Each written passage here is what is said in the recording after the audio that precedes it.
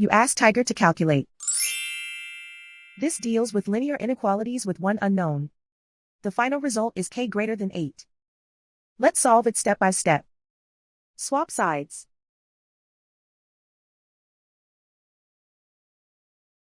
Group all constants on the right side of the inequality. Subtract 9 from both sides.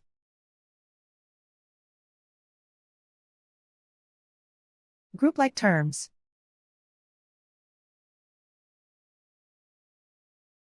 Simplify the arithmetic.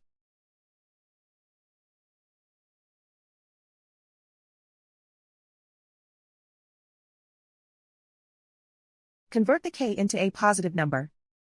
Multiply both sides by -1. Whenever you multiply or divide by a negative, reverse the inequality sign.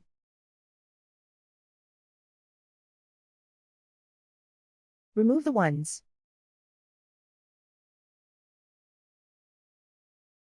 Simplify the arithmetic.